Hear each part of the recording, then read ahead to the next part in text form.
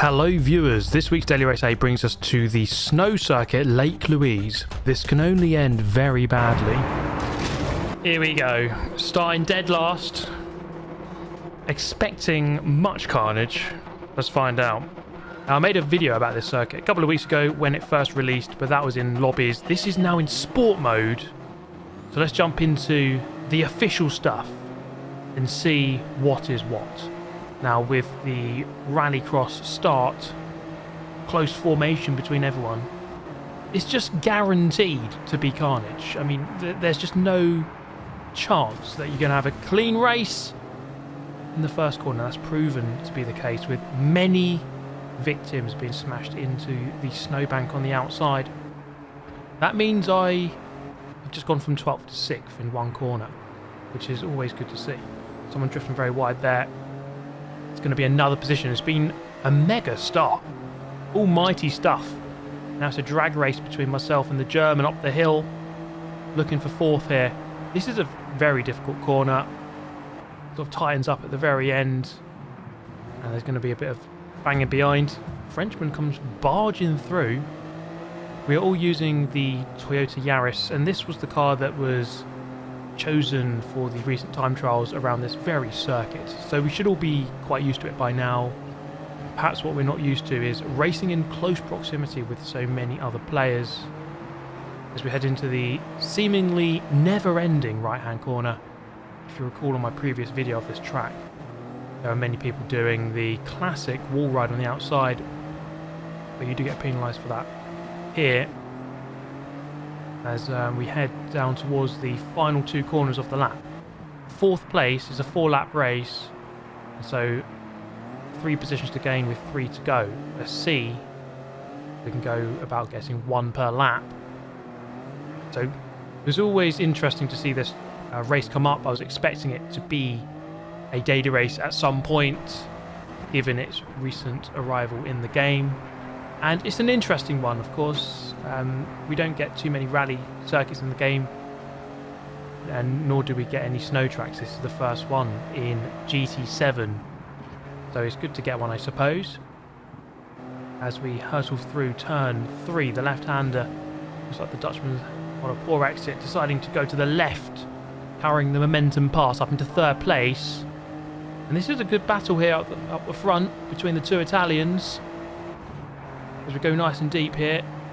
This is a very difficult corner, trying to keep the rotation in the car, and you see there quite clearly sail quite beyond the apex. But here it's all about capitalising on the banking on the outside. Longer distance travelled, but it really does sort of hook you around and give you a good run off of the turn. Once again into the 270 degree almost corner. The Italians still side by side. Fantastic battling between the two of them. Now I just want to say an apology really for not releasing a video in a while. It's been over 2 weeks, so it's been quite a long time. Currently, I've just built a new PC and been on a couple of trips. Gran Turismo World Finals in Barcelona. A couple of other things in Germany as well with Bilstein. So it's been a busy time, but I hope to be back a bit more frequently from now, especially over the Christmas period when things will become a bit more quiet for me. Anyway, across the line, setting the fastest lap of the race, albeit temporarily, into turn 1, lap number 3 then. Still just trying to figure out a way past these two guys, and even though the racing is very close and I feel like I'm quicker, it's not always easy to get the overtake done. Sometimes you've got to almost overtake on the way out of corners rather than on the way in, by sort of setting up your line and getting good traction, and that is something that's so important in these races, getting the line dead right on the way out of the turn. Looking up the inside, the guy ahead is going to block that off. And I must say, even though I had a very big prediction of carnage, which, well, we can't. Oh, I mean, that was savage for me there, a bit strong around the outside. Once this race settles down, it is actually quite clean. And that has proven to be the case so far, other than me bundling the Italian wide. But turn 1 is pretty much just a guaranteed Warzone. And I know that Warzone just released, but I didn't know it was on GT7. I thought it was on Call of Duty. Turns out the new Warzone map is Lake Louise, turn 1. Anyway, up into second place, trying to look for this opening on Santa 666 Cruise. I mean, what a name that is.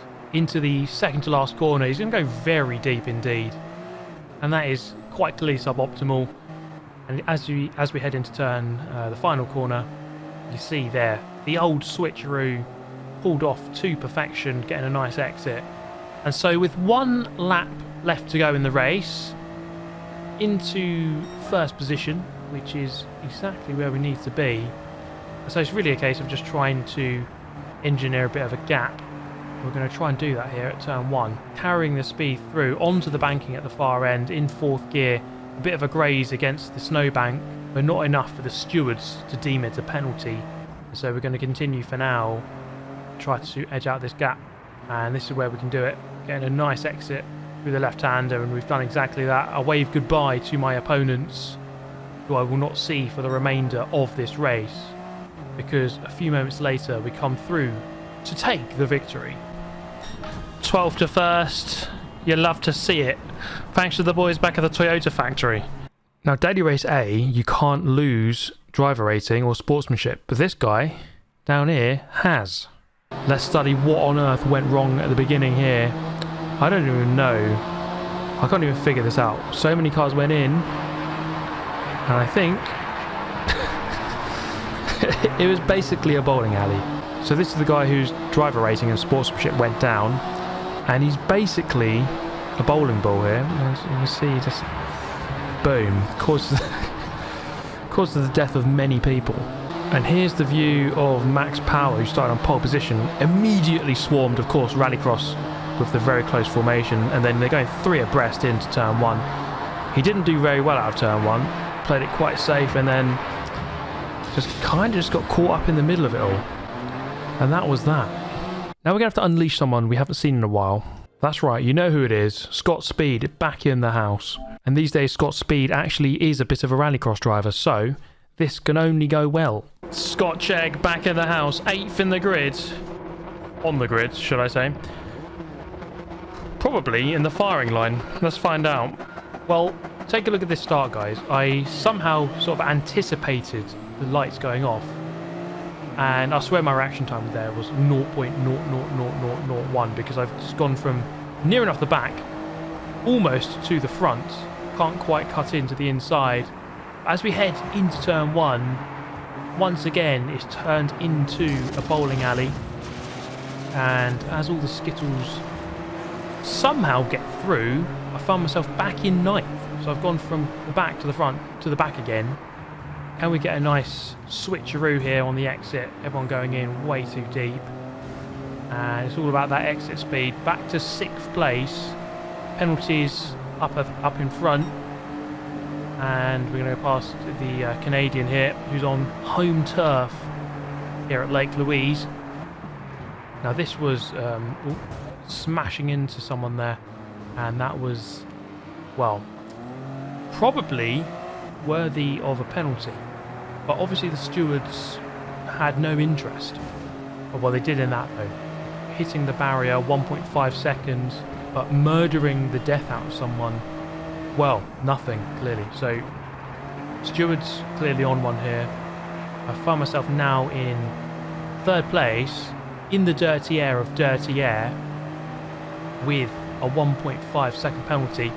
So this is going to be incredibly difficult here, I think, to try and win this, especially with username 7659344 out in front. Never going to be an easy task. So through the penultimate corner, trying to not make contact with the dirty air up in front, with the Head and Shoulders sponsorship. Love to see it.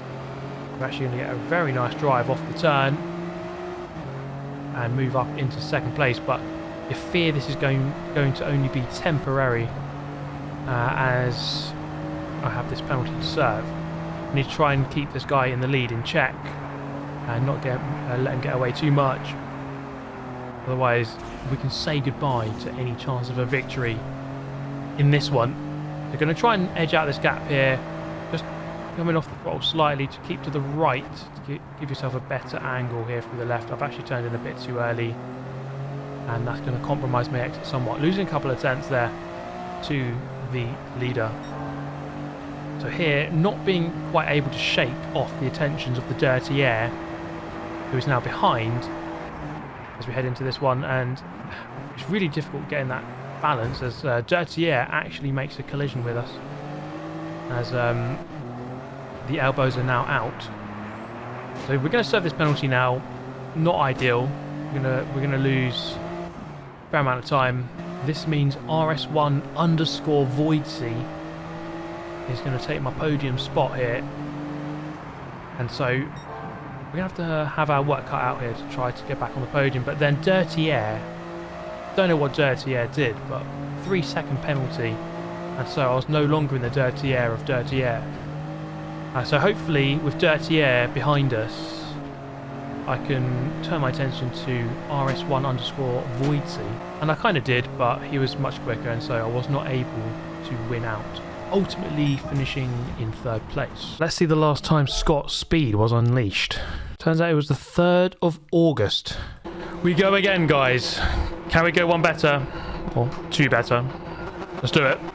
So this time around, starting in 9th, with the Scott Speed account, can we try to get that victory that Scott Speed so badly deserves? He's not been driving since August. It's been a while. It's been 4 months since Scott Speed was allowed to leave the premises of his house and take a car for a spin.